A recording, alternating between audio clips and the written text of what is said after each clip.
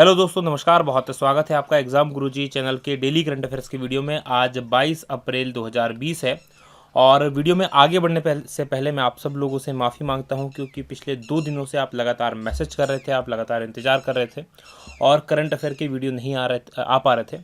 कुछ व्यक्तिगत समस्याओं से मैं जूझ रहा था, जिसके कारण आपको ये वीडियो पहुँचा नहीं पा रहा था। उसके लिए मैं आप लोगों से क्षमा प्रार्थी हूँ। कभी कभी ऐसी प्रॉब्लम्स आ जाती हैं, जिसके कारण समय पर आपके लिए वीडियो अपलोड करना पॉसिबल नहीं हो पा रहा। और आज भी देख रहे हो काफ़ी लेट वीडियो अपलोड हो रहा है। उसका कारण भी यही है कि कुछ चीज़ें चल रही हैं जिनको हमें शॉर्ट आउट करना है, और आई होप जल्दी हम कर लेंगे। लेकिन कोशिश करूंगा और जल्दी आप लोगों के लिए वीडियो ला सकूं। जो 5 बजे का मैंने आपसे एक बार वादा भी किया था, कोशिश करूंगा उस समय तक आपके लिए वीडियो अब लेके आ सकूं। आगे बढ़ेंगे, बात करेंगे हमारे एप्लीकेशन के बारे में। अगर आप पीडीएफ डाउनलोड करना चाहते हैं इस करंट अफेयर की वीडियो की, तो एप्लीकेशन अभी डाउनलोड कीजिए। और भी बहुत सारी चीज़ें यहाँ आपको एप्लीकेशन पर मिल जाएंगी। इसके अलावा आप हमारा टेस्ट सीरीज ज्वाइन कर सकते हैं पीएससी प्री 2020 के लिए। हिंदी इंग्लिश दोनों में है और डिटेल सोल्यूशन इसका हर क्वेश्चन का आपको मिलने वाला है। 125 टेस्ट होंगे, जिसमें से 24 टेस्ट एफएलटी है, बाकी 101 टेस्ट सब्जेक्ट वाइज टेस्ट हैं और 499 रुपये में अवेलेबल है। जिन लोगों ने हमारे नोट्स परचेस किए हैं उनके लिए 100 रुपये का और डिस्काउंट है, 399 में अवेलेबल है। इसके अलावा हमारे नोट्स हैं, अभी भी आप ज्वाइन कर सकते हैं। ज्वाइन करने के बाद, नोट्स लेने के बाद में अगर आप टेस्ट सीरीज लेते हैं तो भी आपको 300 रुपये का डिस्काउंट मिल जाएगा और साथ में ही हमारा कोर्स है। आगे बढ़ेंगे, बात करेंगे अब हमारे आज के थॉट की। आज का जो हमारा मोटिवेशनल पावरफुल थॉट है कि कभी भी मुश्किलों के आगे हार नहीं मानो। ज़िंदगी में हमेशा मुश्किलें आती हैं और यकीन मानिए मुश्किलें ही सबसे अच्छी चीज़ होती हैं।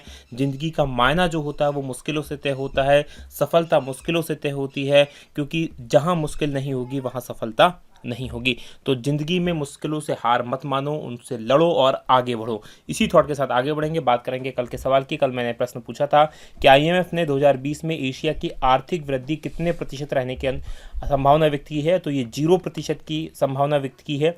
अब इस प्रश्न का उत्तर काफ़ी सारे लोगों ने दिया, उनमें से 3 उत्तर जो आपने पसंद किए। पहला उत्तर विजय प्रजापत का है, दूसरा आंचल पारधी का है और तीसरा कोशी भगत का है। आप तीनों को बहुत बधाई। और आप भी चाहते हैं इसी प्रकार से आपका नाम, कमेंट और उत्तर यहाँ पर आए, तो वीडियो को ध्यान से अंत तक देखा करो और अंत में जो प्रश्न पूछा गया उसका उत्तर कमेंट बॉक्स में जरूर दो। आगे बढ़ेंगे, बात करेंगे क्विक रिवीजन कल के पढ़े गए करंट अफेयर के प्रश्नों की। पहला प्रश्न है कि कहाँ स्थित SCTIMST ने कोविड-19 की जांच के लिए एक किफ़ायती और तेज परीक्षण किट विकसित की है, तो ये त्रिवेंद्रम में है। दूसरा प्रश्न, विश्व धरोहर दिवस कब मनाया जाता है, तो ये 18 अप्रैल को मनाया जाता है। तीसरा प्रश्न है कि नासा 11 साल में पहली बार अंतरिक्ष यात्रियों को अंतरिक्ष स्टेशन में लॉन्च करने के लिए किस रॉकेट का उपयोग करेगा, और ये फाल्कन 9 है, जो कि स्पेस एक्स कंपनी का है, एलन मस्क की कंपनी है। चौथा प्रश्न, किस राज्य सरकार ने अशेष कोरोना एप्लीकेशन शुरू की है, और ये दिल्ली के द्वारा शुरू की गई है। पांचवा प्रश्न है कि किस मोटर कंपनी ने स्पोर्ट्स मोटरसाइकिल ब्रांड नॉर्टन का अधिग्रहण किया है, और ये टीवीएस के द्वारा किया गया है। वहीं छठवां प्रश्न है कि किस राज्य सरकार ने कोरोना रोगियों के उपचार में लगे प्रत्येक स्वास्थ्यकर्मी को प्रति माह 10,000 रुपये देने का निर्णय लिया है, और ये मध्य प्रदेश शासन के द्वारा निर्णय लिया गया है। सातवां प्रश्न है कि कोरोना वायरस के कारण आई लीग सत्र 2019-20 को समाप्त घोषित कर दिया गया है और किस टीम को विजेता बनाया गया है, तो ये मोहन बगान टीम को विजेता बनाया गया है। और आठवां प्रश्न है कि आईपीएल के महानतम कप्तान कौन चुने गए हैं, तो रोहित शर्मा और महेंद्र सिंह धोनी चुने गए हैं।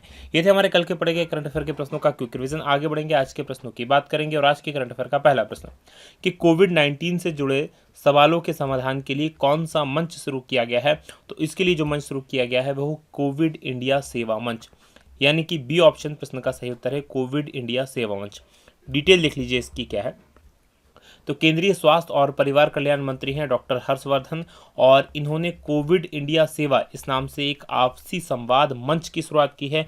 और इस मंच पर क्या होगा, इस मंच पर जो कोविड महामारी है इससे जुड़े बड़े पैमाने पर पारदर्शी ई गवर्नेंस डिलीवरी को सक्षम बनाने के उद्देश्य से शुरू की गई है। इसमें क्या है कि एक्सपर्ट्स की टीम बैठी है, आपके मन में कोविड-19 से जुड़े हुए जो कुछ भी विचार हैं, आपकी जिज्ञासा है, वो यहाँ पर रख सकते हैं, पूछ सकते हैं और वहाँ से आपको रिप्लाई आ जाएगा, ताकि आप किसी भी प्रकार की जानकारी वहाँ से ले सकें।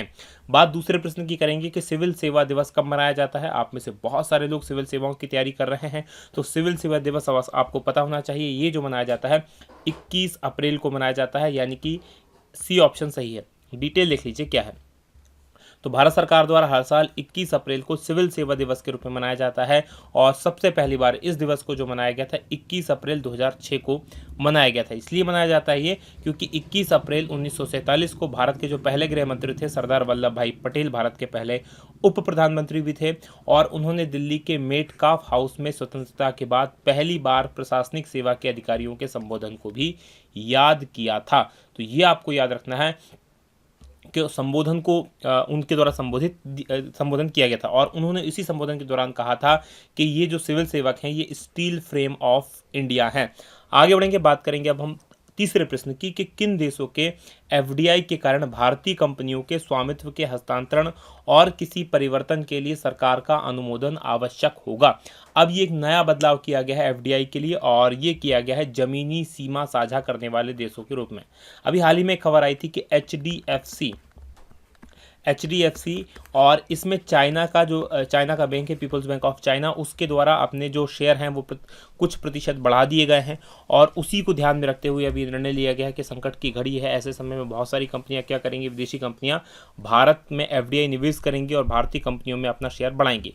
तो इसके लिए क्या किया है, प्रत्यक्ष विदेशी निवेश यानी एफडीआई नीति की 18 अप्रैल को समीक्षा की गई और इसमें भारत के साथ जो जमीन साझा करने वाले देश हैं यानी जिन देशों की सीमाएं भारत के साथ में लगती है, म्यांमार की लगती है, बांग्लादेश की लगती है, चाइना की लगती है, नेपाल की लगती है, भूटान की, अफगानिस्तान की और पाकिस्तान की, तो इन देशों से आने वाली एफडीआई के कारण भारतीय कंपनियों के स्वामित्व के हस्तांतरण और किसी परिवर्तन के लिए सरकार का अनुमोदन आवश्यक होगा। यानी कि इन देशों से कोई पैसा हमारी भारतीय कंपनियों में निवेश करना चाहता है तो उसे अब क्या करनी पड़ेगी, भारत सरकार से पहले अनुमति लेनी पड़ेगी। अभी तक ऐसा नियम नहीं था।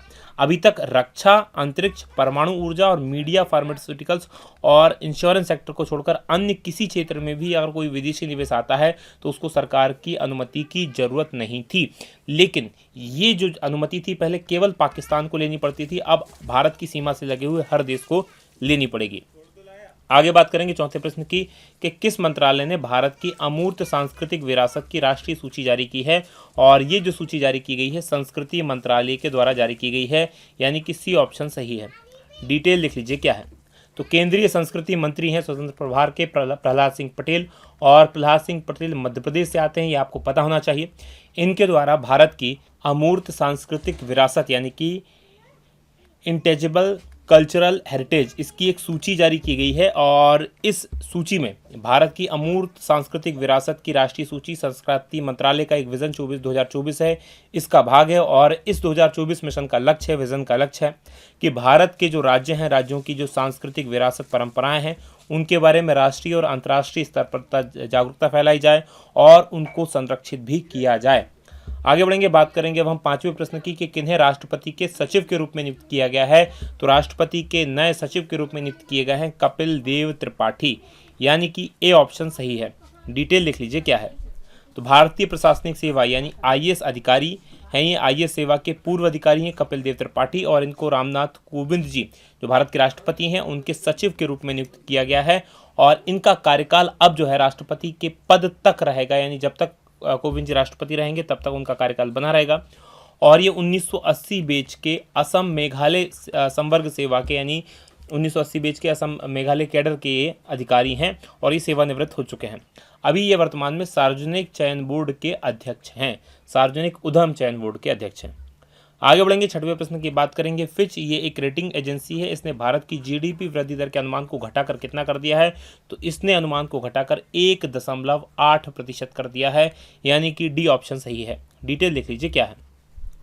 तो रेटिंग एजेंसी है फिच, ये अमेरिका की है, फिच सॉल्यूशंस, और इसने वित्तीय वर्ष 2020-21 में भारत की आर्थिक विकास पूर्वानुमान इसको घटाकर जो है 4.8% किया है। और ये इसलिए किया गया है क्योंकि कोविड-19 जो दुनिया भर में फैला हुआ है उसके कारण अर्थव्यवस्था पर जो बड़ा इम्पैक्ट होने वाला है उसी इम्पैक्ट को ध्यान में रखते हुए ये अनुमान जो है उसमें 4.6%, पहले 4.6% ज़्यादा था, 1.8% से तो इतनी कटौती की गई है। आगे बढ़ेंगे, बात सातवें प्रश्न की होगी कि किस बैंक ने ग्राहकों के लिए वॉइस बैंकिंग सेवा लॉन्च की है। और ये वॉइस बैंकिंग सेवा जो लॉन्च की गई है वो आईसीआईसीआई बैंक के द्वारा की गई है, यानी कि ए ऑप्शन सही है। एक्सिस बैंक नहीं, ये आईसीआईसी बैंक है। डिटेल लिख लीजिए क्या है। तो industrial credit and investment corporation of India bank, ये आईसीआईसीआई का फुल फॉर्म है, industrial credit and investment corporation of India. तो इस बैंक ने अपने ग्राहकों के लिए अमेजन एलेक्सा और गूगल असिस्टेंट आपके मोबाइल में होगा जो एंड्रॉइड मोबाइल यूज़ करते हैं, उन पर वॉइस बैंकिंग सेवाओं की नई सुविधा शुरू की है। और ये सेवा ग्राहकों को बैंक विथ देयर वॉइस यानी अपनी आवाज़ के माध्यम से बैंकिंग सेवा से संबंधित जो भी उनके प्रश्न हैं उनका जवाब देगी, जैसे खाते में मौजूदा लेन देन की जानकारी, कितना क्रेडिट हुआ, कितना डेबिट हुआ है, क्रेडिट कार्ड देय तिथि, तो इस प्रकार की जानकारियाँ, कितना खाते में बैलेंस है, इन सब की जानकारियाँ ये देगी।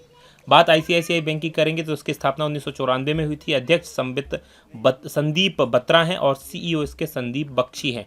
याद रखिएगा, बख्शी सीईओ हैं, बत्रा अध्यक्ष हैं। आगे बढ़ेंगे, बात करेंगे अब हम 8वें प्रश्न के कि किन उच्च न्यायालयों में नए मुख्य न्यायाधीशों की नियुक्ति होगी। तो किन उच्च न्यायालयों के अंदर ये नए न्यायाधीशों की नियुक्ति की जाएगी, और ये होगी बॉम्बे, मेघालय और उड़ीसा, तीनों में। यानी कि इस प्रश्न का उत्तर डी सही है।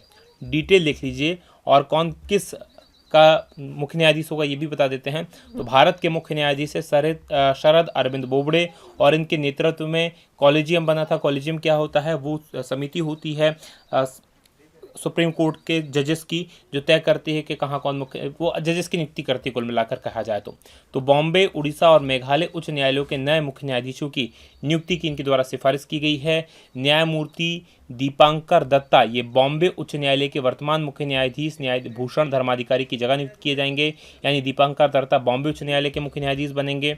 इसके अलावा विश्वनाथ सोमदर ये मेघालय उच्च न्यायालय में जाएंगे, और न्यायमूर्ति मोहम्मद रफ़ीक संजू ये जो है मोहम्मद रफ़ीक संजू पांडा की जगह उड़ीसा उच्च न्यायालय के मुख्य न्यायाधीश होने वाले हैं। तो ये 3 नियुक्तियां की गई है, आपको याद रखना है।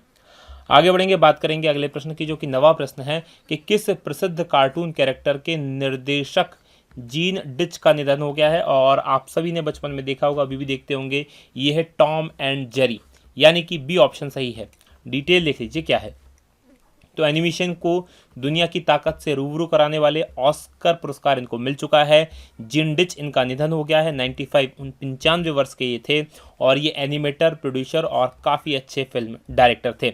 इनका जो मशहूर किरदार था कैरेक्टर टॉम एंड जेरी के कारण सबसे ज़्यादा इनको पहचान मिली। आगे बढ़ेंगे, बात 10वें प्रश्न की होगी कि किस देश ने सभी विदेशियों के प्रवेश पर रोक लगा दी है, और ये रोक लगाई गई है अमेरिका के द्वारा। अमेरिका के राष्ट्रपति डोनाल्ड ट्रंप ने इस प्रकार की घोषणा की है। इसकी डिटेल लिख लीजिए क्या है। तो अमेरिका के राष्ट्रपति हैं डोनाल्ड ट्रंप। 21 अप्रैल 2020 को अमेरिका में किसी भी विदेशी के प्रवेश पर अस्थायी रूप से इनके द्वारा रोक लगाई गई है, और अमेरिका जो है कोरोना महामारी से जूझ रहा है, ऐसे में विदेशी नागरिकों को रोकने का फैसला उनके द्वारा किया गया है, और ये अब जो है अस्थायी रूप से है। अब आगे देखा जाएगा इसमें क्या डेवलपमेंट होता है। बात अमेरिका की करेंगे, राजधानी यहाँ की वाशिंगटन डीसी, राष्ट्रपति डोनाल्ड ट्रंप है, मुद्रा अमेरिकी डॉलर है। आगे बढ़ेंगे, बात 11वें प्रश्न की होगी कि विश्व यकृत दिवस यानी कि वर्ल्ड लीवर डे ये कब मनाया जाता है। तो ये मनाया जाता है 19 अप्रैल को, यानी कि ए ऑप्शन सही है। डिटेल लिख लीजिए क्या है। तो हर साल 19 अप्रैल को विश्व यकृत दिवस यानी कि वर्ल्ड लीवर डे के रूप में मनाया जाता है, और उद्देश्य ये है कि यकृत यानी कि लीवर जो हमारा होता है उससे संबंधित जो रोग होते हैं उनके बारे में जागरूकता फैलाना।